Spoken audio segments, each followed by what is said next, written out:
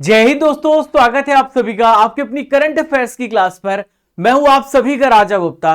और साथियों, आज हम डेली करंट अफेयर्स में 5 अगस्त 2024 के इंपॉर्टेंट डेली करंट अफेयर्स को आपके लिए डिस्कस करने वाले हैं। दोस्तों, सुबह के 6 बज गए हैं। मैं और आप यहां पे लाइव जुड़े हुए हैं आज की करंट अफेयर्स की क्लास को पढ़ने के लिए, जो लगातार मैं आपको 976 दिनों से दे रहा हूं। आज जो क्लास है वो 976 नंबर की क्लास है। 976 नंबर की क्लास में आपको करंट अफेयर्स में दे रहा हूं, भारत के सभी परीक्षाओं के लिए इंपॉर्टेंट है। तो आइए फ्रेंड्स, बिना किसी देरी के आज के सेशन की शुरुआत करते हैं और सबसे पहला क्वेश्चन आपके स्क्रीन में देखते हैं। दोस्तों, सबसे पहला क्वेश्चन ये रहा, जो गोल्डन स्लैम है इसे पूरा करने वाले दुनिया के 5वें टेनिस खिलाड़ी कौन बने, आपसे पूछा जा रहा है। Who has become the 5th tennis player in the world to complete the golden slam. तो साथियों, गोल्डन स्लैम को पूरा करने वाले 5वें प्लेयर बने नोवाक जोकोविच। दोस्तों, ये है नोवाक जोकोविच। दोस्तों, अभी हाल ही में पेरिस ओलंपिक हो रहा है, उसमें इन्होंने गोल्ड मेडल जीता है। तो दोस्तों, गोल्डन स्लैम किसे कहते हैं? ऐसा कोई भी टेनिस खिलाड़ी जिसने 4 ग्रैंड स्लैम जीते हों और इसके साथ साथ 4 ग्रैंड स्लैम के साथ एक ओलंपिक में गोल्ड मेडल जीता हो, एक ओलंपिक में क्या जीता हो? गोल्ड मेडल जीता हो, उसको हम कहते हैं गोल्डन स्लैम पूरा करने वाला खिलाड़ी। तो दोस्तों, इन्होंने गोल्डन स्लैम जीता है। राफेल नडाल स्पेन के खिलाड़ी हैं। एंडी मरे की बात करें तो ब्रिटिश प्लेयर हैं। कौन सा प्लेयर है ये? ब्रिटिश प्लेयर हैं। कार्लोस अल्कराज स्पेन के खिलाड़ी हैं। तो नोवाक जोकोविच आपको याद रखना है, जिन्होंने सर्बिया के प्लेयर हैं, दुनिया के 5वें टेनिस खिलाड़ी बने। मेरे पीछे आप नोवाक जोकोविच देख पा रहे हैं। इन्होंने किसको हराया है? तो कार्लोस अल्कराज को हराया है। किसको हराया? कार्लोस अल्कराज को हराया है। हाल ही में रिसेंटली में कार्लोस अल्कराज एक ऐसे प्लेयर हैं जिन्होंने फ्रेंच ओपन भी जीता है, विंबलडन ओपन भी जीता है। अभी 2 बहुत बड़े ग्रैंड स्लैम यहाँ पे जीते हैं। इनको हरा करके यहाँ पे सर्बिया के नोवाक जोकोविच ने यहाँ पे मेंस सिंगल्स पे गोल्ड मेडल जीत लिया है। अब दोस्तों, यहाँ पे मैं आपको बता चुका गोल्डन स्लैम क्या होता है। यहाँ पे इसकी पूरी डेफिनेशन लिखी हुई है, बताया गया है ऐसा कोई भी टेनिस प्लेयर जो Australian open, French open, Wimbledon open, US open, ये 4 ओपन यहाँ पे जीते, साथ ही साथ ओलंपिक पे गोल्ड मेडल जीतता है, उसे हम गोल्डन स्लैम कहते हैं। अब दोस्तों, अभी ये 5वें प्लेयर है। तो इसके पहले 4 प्लेयर हो चुके जिनको गोल्डन स्लैम मिल चुका है। Steffi Graf, Andre Agassi, Rafael Nadal और सेरेना विलियम्स, इन 4 को गोल्डन स्लैम मिल चुका है। और 5वें जो है वो है नोवाक जोकोविच। दोस्तों, नोवाक जोकोविच के पास एक अपना रिकॉर्ड है, सबसे ज्यादा ग्रैंड स्लैम जीतने का रिकॉर्ड है।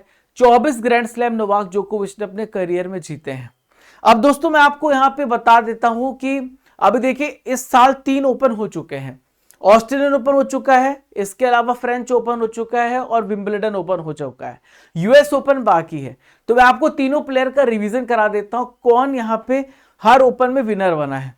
तो देखिए, ऑस्ट्रेलियन ओपन में जो सबसे पहला जनवरी महीने में होता है, यानिक सिनर इसके विनर बने, जो कि इटली से बिलोंग करते हैं।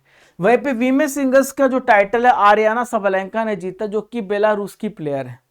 दूसरा हम बात करें फ्रेंच ओपन की, तो फ्रेंच ओपन को कार्लोस अल्कराज ने जीता है, जो कि इन्होंने मेन सिंगल्स टाइटल जीता, स्पेन से बिलोंग करते हैं। वहीं पे वीमेन सिंगल्स टाइटल ईगा स्विटेक ने जीता, जो कि पोलैंड से बिलोंग करते हैं। तो फ्रेंच ओपन इन्होंने जीता है। विंबलडन ओपन जो है यहाँ पे कार्लोस अल्कराज ने जीता, मैंने आपको बताया रिसेंटली में जीता है। स्पेन के खिलाड़ी हैं। ये है बारबोरा क्रेजिकोवा, ये चेक रिपब्लिक से बिलोंग करती महिला एकल का इन्होंने विंबलडन ओपन जीता है। ठीक है, आइए देखते हैं दोस्तों दूसरा महत्वपूर्ण प्रश्न जो आप सभी के स्क्रीन पर ये रहा।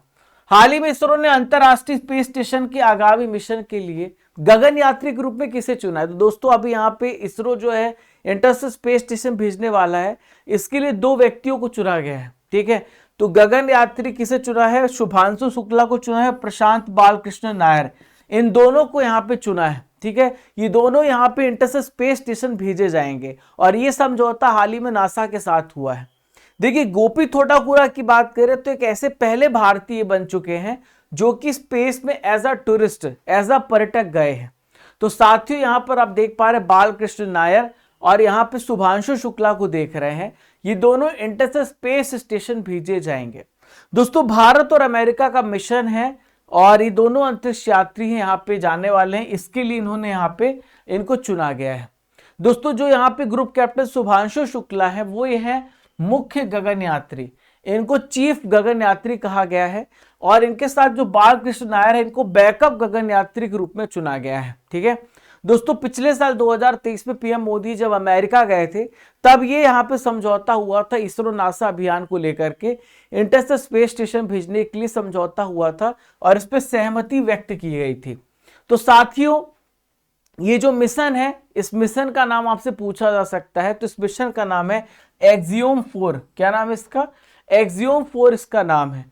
दोस्तों, अमेरिका की कंपनी एक्सियोम स्पेस, इसके साथ समझौता हुआ था इन गगन यात्रियों को भेजने के लिए इंटरस्टेलर स्पेस स्टेशन। अब देखिए इंटरस्टेलर स्पेस स्टेशन है क्या, आप यहाँ पे देख सकते हैं हमारी पृथ्वी है, पृथ्वी से ऊपर आपको एक जगह दिख रही है, ये स्पेस स्टेशन कहलाता है। ये वो जगह होती जहां से एस्ट्रोनॉट जो यूनिवर्स में घटनाएं घटित हो रही हैं उसको यहां से ऑब्जर्व कर सकते, स्टडी कर सकते, समझ सकते हैं, इसे हम इंटरस्टेलर स्पेस स्टेशन कहते हैं। ठीक है, आइए देखते हैं दोस्तों तीसरा महत्वपूर्ण प्रश्न जो आपके स्क्रीन पर दिख रहा। तीसरा प्रश्न, मुख्यमंत्री मैया सम्मान योजना हाल ही में किस राज्य में शुरू की गई है? तो मुख्यमंत्री मैया सम्मान योजना अभी कहां पे लॉन्च की गई है? झारखंड में लॉन्च की गई। कहां पे लॉन्च की गई?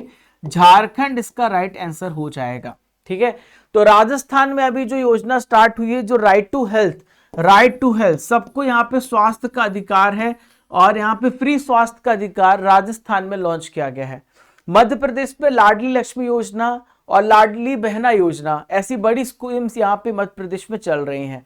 हरियाणा में सवेरा कार्यक्रम स्टार्ट किया गया है, जो महिलाएं होती हैं उनमें जो ब्रेस्ट कैंसर होता है उसको पहले से जांच करने के लिए यहाँ पे हरियाणा में स्टार्ट किया गया है। तो मुख्यमंत्री मैया सम्मान योजना आप सभी को याद रखना है, ये झारखंड राज्य में स्टार्ट किया गया है। कहां पे? झारखंड इसका सही आंसर हो जाएगा। दोस्तों, झारखंड के जो सीएम है वो कौन है? हेमंत सोरेन। आप देख पा रहे तीसरी बार अभी सीएम यहां पे बने हैं, जो JMM party, Jharkhand Mukti Morcha party से बिलोंग करते हैं। इसमें इन्होंने मुख्यमंत्री मैया सम्मान योजना स्टार्ट किया है। देखिए, इसका मकसद है महिलाओं को फाइनेंशियल हेल्प प्रदान करना, वित्तीय सहायता प्रदान करना, इसका मकसद, इस योजना का मकसद है। और यह योजना ठीक 15 अगस्त के एक दिन बाद 16 अगस्त को स्टार्ट होने जा रही है। तो इस योजना जो है इसका भी नाम चेंज हुआ है। पहले ये योजना कही जाती थी झारखंड बहन बेटी स्वावलंबन प्रोत्साहन योजना, अब इसे मुख्यमंत्री मैया सम्मान योजना कहा जाएगा। दोस्तों, इस योजना का उद्देश्य है महिलाओं को यहाँ पे जो हेल्थ के सेगमेंट में, एजुकेशन के सेगमेंट में और न्यूट्रिशन के लेवल में सुधार लाना, इसीलिए यहाँ पे पैसा दिया जा रहा है ताकि महिलाएं खर्च करके शिक्षा, स्वास्थ्य और पोषण के स्तर को सुधार सके। दोस्तों, इसमें क्या होगा, हर महीने महिलाओं के 1000 रुपए उनके बैंक अकाउंट में सरकार डलवाने वाली है। ये इसी प्रकार से योजना है जो मध्य प्रदेश में चल रही है, जो यहाँ पे दिल्ली में चल रही है, बहुत सारे राज्यों में ये स्टार्ट हो गई है, कॉपी चल रहा है। ठीक है, अब दोस्तों बात यहाँ पे योजनाओं की आई है, तो मैं आपको कुछ प्रमुख योजनाओं का रिवीजन कराने वाला हूं, बहुत ध्यान सुनिएगा। सबसे पहला गोयम विनामूल्य वीज योजना। तो दोस्तों, गोयम विनामूल्य योजना गोवा में स्टार्ट की गई है। इसके तहत गोवा में घर होंगे वहां पर क्या बनाए जाएंगे? सोलर पैनल्स लगाए जाएंगे उनकी छतों में। दूसरा है श्रमिक बसेरा योजना। कहां पे स्टार्ट की गई है?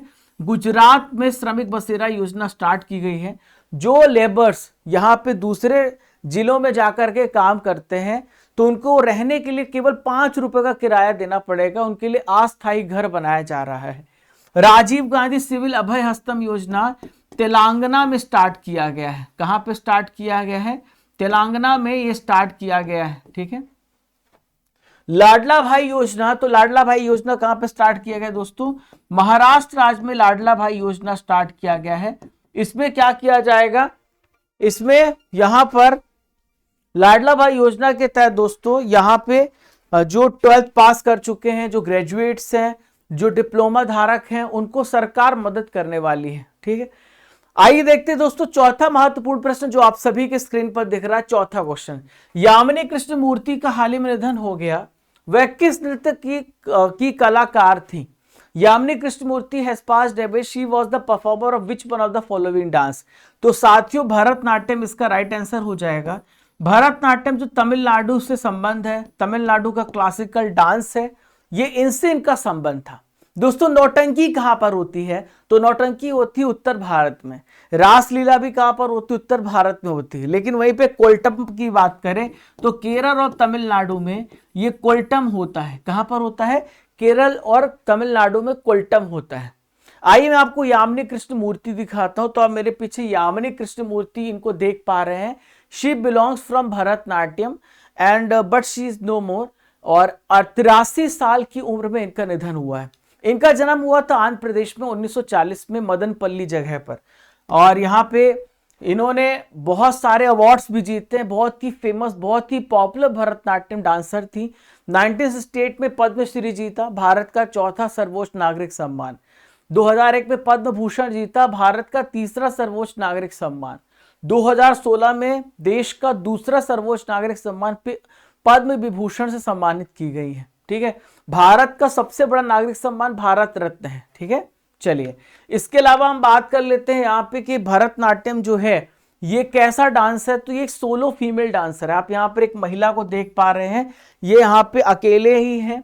और सोलो डांस परफॉर्म इसे कहते हैं, जो अकेले ग्रुप में नहीं परफॉर्म किया जाता है, जो इंडिविजुअल परफॉर्म किया जाता है उसे सोलो परफॉर्मर कहते हैं। ठीक है, तो साथियों यहां पे आप देख सकते हैं, तो भरतनाट्यम जो है ये क्लासिकल डांस है और तमिलनाडु के तंजौर जिले से ये ओरिजिनेट हुआ है। बहुत सारे यहाँ पे कलाकार दिख रहे हैं जो भरतनाट्यम से बिलोंग करते हैं। अनीता रत्नम, मृणालिनी साराभाई, अलार मेलवल्ली, पद्म सुब्रमण्यम, मल्लिका साराभाई, मीनाक्षी सुंदरम पिल्लई, सोनल मानसिंह, वैजंती माला, स्वप्न सुंदरी, रोहिंटन कामा और लीला सैमसन, बाला सरस्वती। ये कुछ फेमस कलाकार हैं जो आपके आने वाले एग्जाम में पूछे जाते हैं।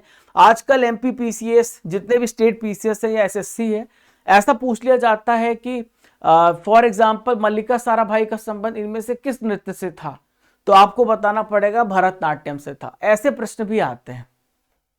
प्यारे दोस्तों, स्टडी कर एप्लीकेशन आप यहाँ पे देख पा रहे हैं, ये स्टडी कर एप्लीकेशन है। स्टडी कर एप्लीकेशन को आपको डाउनलोड करना, जितने भी नए छात्र हैं उनके लिए महत्वपूर्ण जानकारी है। तो साथियों आपको जब डाउनलोड कर लोगे तो डेली करंट अफेयर सेक्शन में जाओगे, तो ठीक आधे घंटे बाद जैसे एक लेक्चर अपलोड होगा आपका यहाँ पे पीडीएफ आपको मिल जाएगा, शाम को टेलीग्राम में मिलेगा। दोस्तों यहीं पर आपको ई बुक दिख रहा होगा, तो हर महीने की जो मासिक पत्रिका ई बुक आपको यहाँ मिल जाती है। Topic wise current affair, marathon class, yearly, half yearly PDF, GK GS की हिंदी इंग्लिश दोनों मीडियम में आपको पीडीएफ मिल जाती है। State wise, topic wise current affairs की पीडीएफ आपको मिलती है। दोस्तों जब आप यहाँ पे टेस्ट सीरीज में जाते हो तो आपको हर महीने टेस्ट लगाने का मौका मिलता है। मंथली करंट अफेयर टेस्ट है और एक मॉक टेस्ट आप यहाँ पर देख रहे हो। अगर आप हर मंथ का टेस्ट लगाना चाहते हो तो मंथली, अगर आप रैंडम लगाना चाहते हो तो मॉक टेस्ट लगा सकते हैं। आप टेस्ट पास में जाएंगे तो एक बहुत ही खासियत इस टेस्ट पास की कि आप जो है भारत के 300 एग्जाम के 3000 प्लस टेस्ट एक साल की वैलिडिटी के साथ SSC, UGC, CSIR, state PCS, teaching, CMAT, UPSC, इतने सारे एग्जाम के पेपर आप लगा सकते हो। दोस्तों कल का रिजल्ट हमारे पास है, जो 4 अगस्त को जिन्होंने टॉप किया है, 4 अगस्त के जो टॉपर हैं वो है यहाँ पर आप देख सकते हैं हमारे टॉपर। डेली आपकी इसी प्रकार से रैंक शो होती है। डेली करंट अफेयर्स का टेस्ट भी होता है 9 बजे। आप यहाँ पे टेस्ट देखोगे, ये डेली करंट अफेयर टेस्ट लिखा है, यहाँ पे टेस्ट होता है। Shalini Kausandhan, Shalini Mishra second, Anand Pandey third, Harish Kumar fourth, Gauranga fifth, Abhay Kushwaha six, Bikki Kumar seventh, Farooq eighth, Prachi Sahu ninth, Saurabh Kumar 10th। आपकी रैंक है, हमने आपको रैंक बताई है। जुलाई मंथ्स की ई बुक है जो 150 MCQ के साथ तो लॉन्च हो चुकी है, आप इसे डाउनलोड कर सकते हैं और ये हिंदी इंग्लिश दोनों मीडियम में है। 1 साल की ईयर बुक है, जून 2023 से जुलाई 2024, 500 MCQ के साथ आप इसे डाउनलोड कर सकते हैं। Raja Gupta current affair Telegram channel को ज्वाइन कर लीजिएगा ताकि आपको रेगुलर अपडेट्स मिलते रहें। अब आइए फ्रेंड्स बढ़ते हैं 5वें महत्वपूर्ण प्रश्न की तरफ जो आपसे पूछा जा रहा है। नितिन अग्रवाल किस अर्धसैनिक बल के महानिदेशक थे जिन्हें पद से भी हटा दिया गया है? तो नितिन अग्रवाल जो थे किस पैरामिलिट्री फोर्स से बिलोंग करते थे जिन्हें पद से हटाया गया है?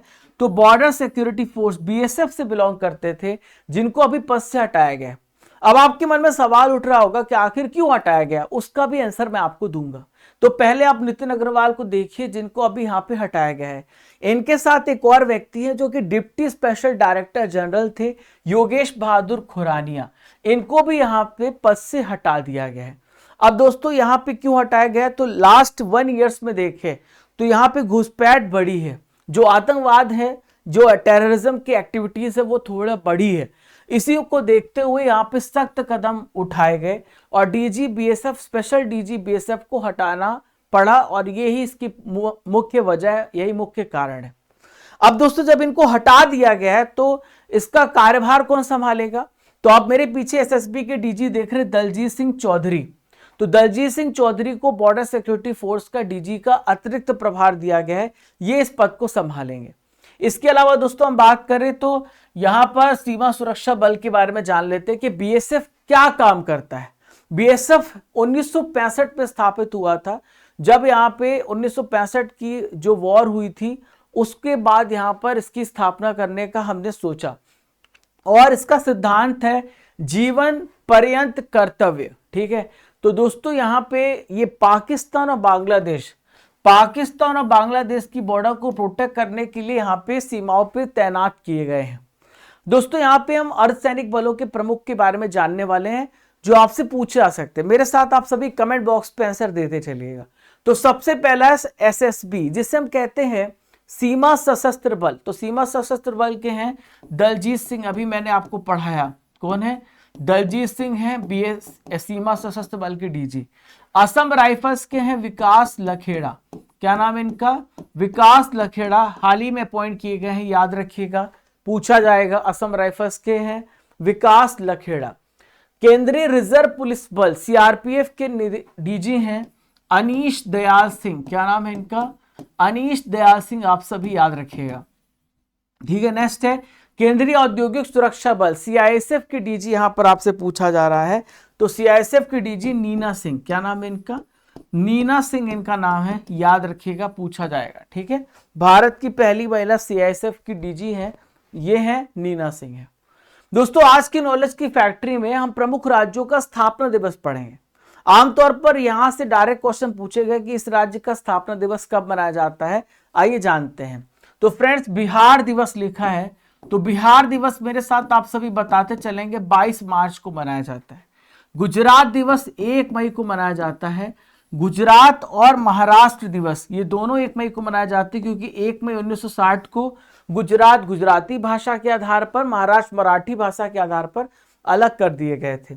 झारखंड दिवस जो है ये 15 नवंबर को मनाया जाता है। भगवान बिरसा मुंडा जी की जयंती मनाई जाती है, तो झारखंड दिवस जो है 15 नवंबर को मनाया जाता है। ओडिशा दिवस की हम बात करें तो 1 अप्रैल को ओडिशा दिवस मनाया जाता है। अगर आपसे पूछूं राजस्थान दिवस कब मनाया जाता है तो 30 मार्च को राजस्थान दिवस मनाया जाता है, 30 मार्च को। ठीक है, अगर आपसे पूछूं सिक्किम दिवस कब मनाया जाता है तो 16 मई को सिक्किम दिवस मनाया जाता है। तेलंगाना स्थापना दिवस 2 जून को मनाया जाता है। ठीक है, उत्तर प्रदेश दिवस कब मनाया जाता है, 24 जनवरी को मनाया जाता है। तो ये सारे इंपॉर्टेंट डेज हैं जो जिस डेट पर इन सभी राज्यों के स्थापना दिवस मनाए जाते हैं। तो आप सभी याद रखिएगा, एग्जाम में आपसे यहां से प्रश्न बनेगा। आइए देखते हैं दोस्तों क्वेश्चन नंबर 6 आप सभी के स्क्रीन पर ये रहा, 6वां प्रश्न आपकी स्क्रीन पर। हाल ही में भारत के किस पड़ोसी देश में असहयोग आंदोलन शुरू हुआ है? In which neighboring country of India has non-cooperation movement started recently? तो दोस्तों बांग्लादेश के हालात ठीक नहीं चल रहे हैं, बहुत सारे लोगों का यहाँ पे डेथ हो गया प्रदर्शन के दौरान। दोस्तों मामला है यहाँ पे रिजर्वेशन का, मामला है यहाँ पे आरक्षण का। आप यहाँ पे बांग्लादेश के मोस्टली जितने भी, बांग्लादेश जो है 2 भागों में बढ़ गया है, एक आरक्षण के फेवर में और एक आरक्षण के डिसफेवर में। तो आरक्षण के पक्ष में भी है और आरक्षण के विरोध में भी है। तो बांग्लादेश में लगातार इसको लेकर के हिंसा बढ़ रही है। रिसेंटली में वहां पे रिजर्वेशन को लगभग खत्म कर दिया गया, केवल 7% रिजर्वेशन बांग्लादेश में बचा हुआ है, उसके भी मैं आपको बताता हूं। तो यहाँ पे मांग की जा रही है जो वहां की प्रधानमंत्री शेख हसीना वो इस्तीफा दें। उन्होंने लॉ एंड ऑर्डर बिगाड़ा है, उन्होंने यहाँ की व्यवस्था बिगाड़ी है। ऐसी लोगों की मांग है कि वो अपने पद से रिजाइन कर दें। तो बांग्लादेश में वापस से फिर से वायलेंस यहाँ पे शुरू हो गया है। तो प्रदर्शनकारियों ने बांग्लादेश में असहयोग आंदोलन, नॉन कोऑपरेशन भारत में स्टार्ट हुआ था, यानी हम यहाँ पे गवर्नमेंट सरकार से कोऑपरेट नहीं करेंगे। तो ये इतिहास अपना जानते हैं कैसे किसी सरकार को नीचे लाना है, तो ये अपने इतिहास जानते, बहुत अच्छे से इतिहास को जानते, पढ़े हुए हैं। तो बांग्लादेश की सरकार ने 2018 में अलग अलग कैटेगरी में मिलने वाले 56 आरक्षण जो रिजर्वेशन है वो यहाँ पे दिया था, लेकिन दोस्तों 5 जून 2024 को हाईकोर्ट ने सरकार के फैसले को यहां पर पलट दिया। तो पहले 56% का रिजर्वेशन यहां पे खत्म कर दिया था, लेकिन दोस्तों बाद में यहां पे हाईकोर्ट ने इस फैसले को पलटा और दोबारा यहां पे रिजर्वेशन लागू किया। हालांकि बाद में बहुत ज्यादा सुनवाई हुई और फिर सुनवाई होने के बाद 21 जुलाई 2024 को हाईकोर्ट के फैसले को सुप्रीम कोर्ट ने चेंज कर दिया और सुप्रीम कोर्ट ने कहा कि जो रिजर्वेशन की सीमा 56% जो पहले थी, अब वो केवल 7% हो जाएगी। 7% से ज्यादा रिजर्वेशन आप नहीं दे सकते हैं। अब इसमें दो प्रकार के रिजर्वेशन है दोस्तों। एक रिजर्वेशन है जो कि स्वतंत्रता सेनानियों के परिवारों को मिलता है, वो पहले 30% था, अब केवल 5% ही मिलेगा, ऐसा सुप्रीम कोर्ट ने यहां पे बोला। इसके बाद दोस्तों यहां पे जो अदर कैटेगरीज हैं, जैसे माइनॉरिटीज है, अल्पसंख्यक है, दिव्यांग है, ट्रांसजेंडर है, उनको केवल 2% का रिजर्वेशन दिया जाएगा। तो 7% पे टोटल रिजर्वेशन होगा, बाकी बचा 93% जो नौकरियां होंगी वो मेरिट के आधार पर मिलेंगी, ऐसा सुप्रीम कोर्ट ने कहा। इसके बाद लगातार यहाँ पे विद्रोह बढ़ते गए और यहाँ पर आपको देखने को मिला कि आग के हवाले चीजें करी जा रही हैं। अगला प्रश्न आप सभी के स्क्रीन पर ही रहा, मॉर्निंग कंसल्ट के सर्वे में दुनिया का सबसे लोकप्रिय नेता किसे चुना गया है? Who has become the world most popular leader in morning consult survey? तो दोबारा से दोस्तों ये रिपोर्ट यहाँ पे जारी किए गए। रिपोर्ट बिल्कुल भी चौंकाने वाले नहीं थे, क्योंकि लगातार कुछ सालों से नरेंद्र मोदी यहाँ पे सबसे पॉपुलर नेता बने हुए हैं। अभी हाल ही फिलहाल मैंने आपको बताया था ट्विटर में मोस्ट फॉलोड ये लीडर भी है। जो बाइडेन कौन है? अमेरिका के राष्ट्रपति हैं। जॉर्जिया मेलोनी इटली की प्राइम मिनिस्टर है और कीर स्टारमर ब्रिटेन के ये प्रधानमंत्री हैं। जो बाइडेन कहाँ के हैं? अमेरिका के राष्ट्रपति अगर आपसे पूछा जाए तो ये हैं जो बाइडेन। जॉर्जिया मेलोनी जो है इटली की प्राइम मिनिस्टर है, आपको याद रखना है। कीर स्टारमर ब्रिटेन के हाल ही में प्राइम मिनिस्टर बने हैं और ये लेबर पार्टी से बिलोंग करते हैं। किस पार्टी से? लेबर पार्टी से बिलोंग करते हैं। तो नरेंद्र मोदी जी यहाँ पे दुनिया के सबसे पॉपुलर लीडर वापस से बनाए गए हैं। दोस्तों यहाँ पे ग्लोबल डिसीजन इंटेलिजेंस फर्म है जो इस प्रकार की रिपोर्ट को जारी करता है। इसने दुनिया के 25 देशों के प्रमुखों की अप्रूवल रेटिंग को जारी किया है। दोस्तों 69% रेटिंग के साथ पीएम मोदी पहले स्थान पर है। सवाल ये उठता है कि दूसरे स्थान पर कौन है? तो मैक्सिको के प्रेसिडेंट मेरे पीछे आप देख रहे हैं, इनका नाम है आंद्रे मैनुअल लोपेस ओब्राडोर। इनको सेकेंड प्लेस यहाँ पे मिला है। थर्ड प्लेस पे कौन है? राष्ट्रपति जेवियर माइली हैं जो अर्जेंटीना के प्रेसिडेंट है। कौन है? अर्जेंटीना के प्रेसिडेंट मेरे यहां पर देख पा रहे जेवियर माइली है। ठीक है, 78% की इनकी अप्रूवल रेटिंग फरवरी में थी, अभी थोड़ी घटी है, पर फिर भी दुनिया के सबसे लोकप्रिय नेता बने हुए हैं। देखिए फेसबुक में 49 मिलियन इनको फॉलो करते हैं, इंस्टाग्राम में 91.2 और व्हाट्सएप में 13.83 मिलियन लोग फॉलो करते हैं। और एक्स पे 100 मिलियन फॉलोवर्स है, सबसे ज्यादा फॉलो किए जाने वाली लीडर है। ठीक है, आइए देखते हैं दोस्तों 8वां प्रश्न आप सभी के स्क्रीन पर। भारत के आईएनएस तंवर ने किस देश के साथ एक समुद्री साझेदारी अभ्यास में पार्टिसिपेट किया है? India's INS Tanwar took part in a maritime partner exercise, जिसे हम एमपीएक्स भी बोलते हैं, विथ विच कंट्री? तो साथियों अभी हाल ही में आपको मैंने पढ़ाया था आईएनएस तंवर जो है ये नेवी के समारोह में शामिल हुआ रशिया के। ठीक है, तो दोस्तों यहाँ पे उस समय आपको मैंने एक इमेज भी दिखाई थी, व्लादिमीर पुतिन ने इनका सम्मान जो है स्वीकार किया था, आपने देखा था, मैंने आपको बताया था। तो साथियों कैप्टन एमआर हरीश ये आईएनएस तंवर की कमान संभाल रहे हैं और 280 यहाँ पे ऑफिसर्स हैं, नाविक के दल हैं, जो यहाँ पे रूसी नौसेना जहाज इसका नाम है सोब्रा जिटलिनी, इसके साथ एक समुद्री साझेदारी अभ्यास में पार्टिसिपेट कर रहा है। आईएनएस तंवर भेजा गया था 328 नंबर के रूसी नौसेना दिवस परेड समारोह में ये भाग लेने गया था। दोस्तों आईएनएस तंवर का जो कंस्ट्रक्शन है ये रूस में ही हुआ है, रशिया में जगह है सेंट पीटर्सबर्ग। तो यहाँ पे बाल्टिक शिपयार्ड है, यहीं पे आईएनएस तंवर को बनाया भी गया है और 2004 में आईएनएस तंवर को इंडक्ट किया गया था, आप याद रखिएगा। और ये आईएनएस तंवर जो है इंडियन नेवी के वेस्टर्न फ्लीट में शामिल किया गया, पश्चिमी बेड़े में इंक्लूड किया गया है। दोस्तों बात यहाँ पे एक्सरसाइज की है तो कुछ इंपॉर्टेंट एक्सरसाइज जो आपसे पूछा जा सकता है, आइए मैं आपको बताता हूँ। तो मैत्री युद्धाभ्यास, अभ्यास अयोध्या, ये दोनों एक्सरसाइज जो होते हैं इंडिया और यहाँ पे थाईलैंड के बीच में होते हैं। इंडिया और थाईलैंड आप सभी लिखिएगा। दोस्ती युद्धाभ्यास जो है वो 3 देशों के बीच में होती है, इंडिया, श्रीलंका और मालदीव्स। तो आप यहाँ पे सिम याद रखिएगा, जो दोस्ती है उसमें सिम कार्ड लगेगा, श्रीलंका, इंडिया और मालदीव्स। आइए देखते दोस्तों, यहाँ पे 9वां प्रश्न आप सभी के स्क्रीन पर ही रहा, 9th क्वेश्चन आपके स्क्रीन पर ही रहा। आईसीआर सीएमएफआरआई के निदेशक यहाँ पे कौन बनाए गए हैं? Who has become the director of ICR CMFRI? तो दोस्तों डॉक्टर ग्रिंसन जॉर्ज इसका राइट आंसर हो जाएगा। ये यहाँ पे आईसीआर सीएमएफआरआई के डायरेक्टर बनाए गए हैं। प्रीति सूदन हाल ही में यूपीएससी की अध्यक्ष बनी है मनोज सोनी को रिप्लेस करके, मैंने आपको करंट अफेयर्स में पढ़ाया था। तो डॉक्टर ग्रिंसन जॉर्ज जो है आईसीआर सीएमएफआरआई के डायरेक्टर बने, मेरे पीछे आप इनकी इमेज देख पा रहे हैं। तो सीएमएफआरआई बोलते हैं केंद्रीय समुद्री मत्स्य अनुसंधान संस्थान, यानी central marine fisheries research institute, जो मछलियों पर रिसर्च अनुसंधान करती है। दोस्तों इसके पहले ये समुद्र जैव विविधता और पर्यावरण प्रबंधन विभाग के प्रमुख थे। दोस्तों आईसीआर की बात कर लेते हैं। तो आईसीआर जो है 1929 में एस्टेब्लिश हुआ है। इसके डायरेक्टर हिमांशु पाठक है। इसका हेडक्वार्टर कहाँ पर है? न्यू दिल्ली में इसका हेडक्वार्टर है। दोस्तों ये भारत के कृषि मंत्री आप देख पा रहे हैं, इनका नाम है शिवराज सिंह चौहान। इन्होंने वन साइंटिस्ट वन प्रोडक्ट योजना हाल ही में स्टार्ट की है और 96 नंबर का स्थापना दिवस मनाया गया भारतीय कृषि अनुसंधान परिषद। उसी मौके पे न्यू दिल्ली में इन्होंने स्टार्ट किया है, एक साइंटिस्ट एक प्रोडक्ट यहाँ पे प्रमोट करेगा। दोस्तों यहाँ पे मैं आपको कुछ इंपॉर्टेंट नियुक्तियां बता रहा हूं जो पूछी जा सकती हैं। एसबीआई जनरल इंश्योरेंस के मैनेजिंग डायरेक्टर नवीन चंद्र झा है। कौन है? नवीन चंद्र झा है, आपको याद रखना है, ठीक है, नवीन चंद्र झा है। देश के नए विदेश सचिव कौन है आपसे पूछा जाए तो विक्रम मिश्री है। क्या नाम है इनका? विक्रम मिश्री इनका नाम है, ठीक है। अब आपसे पूछा जाए उप सेना प्रमुख कौन है, तो आप सभी मुझे इसका आंसर कमेंट बॉक्स पे देना कि vice chief of army staff कौन है। इसका आंसर आप सभी मुझे कमेंट बॉक्स पे देना। दोस्तों आज का आखिरी इंपॉर्टेंट करंट अफेयर आप सभी के स्क्रीन पर ये रहा। डेमोक्रेटिक राष्ट्रपति पद के लिए नामांकन जीतने वाली सबसे पहली अश्वेत और दक्षिण एशियाई महिला कौन बनी है? Who has become the first black and South Asian woman to win a Democratic presidential nomination?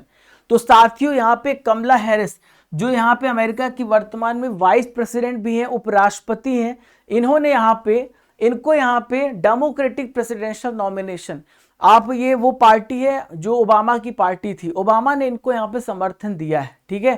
तो कमला हैरिस इसका राइट आंसर हो जाएगा। दोस्तों कमला हैरिस आप यहां पर देख पा रहे हैं, जो कि डेमोक्रेटिक पार्टी से राष्ट्रपति पद के लिए नामांकन इन्होंने जीत लिया है। संभवतः हो सकता है कि नवंबर का चुनाव ये जीते। इनका यहां पे जो टक्कर होगी डोनाल्ड ट्रंप के साथ होगी।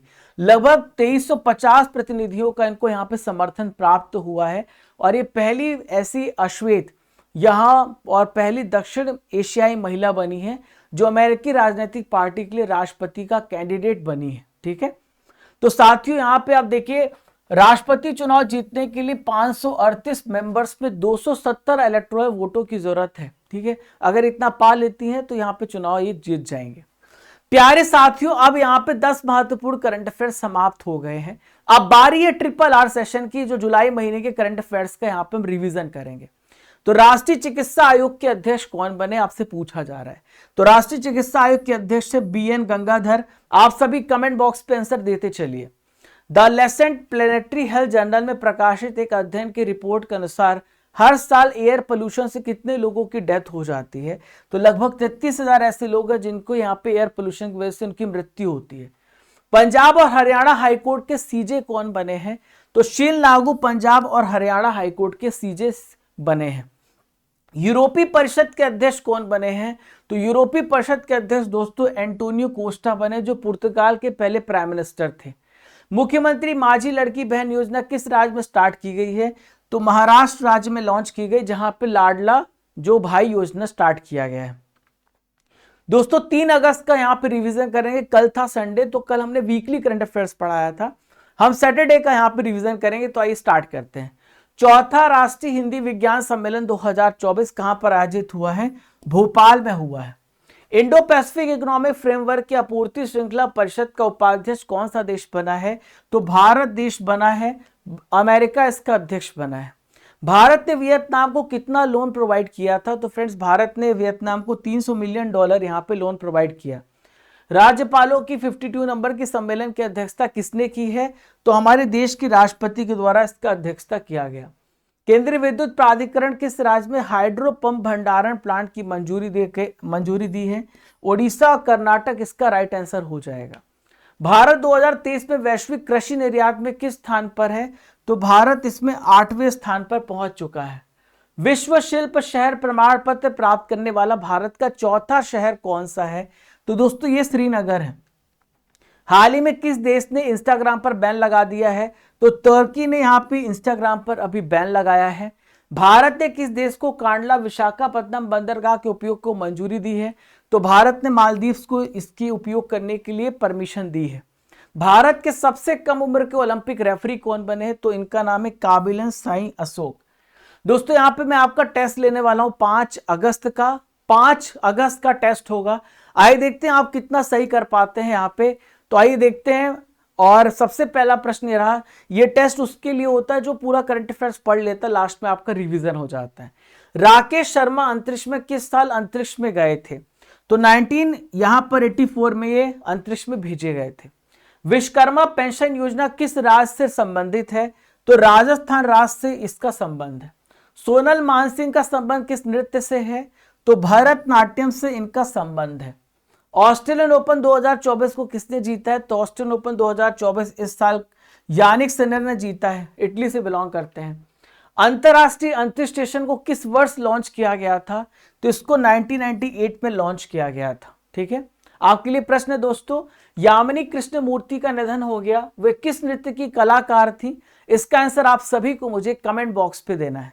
तो साथियों यहां पे हमारा सेशन एंड हो जाता है। हम मिलते हैं नेक्स्ट इंपॉर्टेंट सेशन के साथ। तब तक के लिए जय हिंद, जय भारत।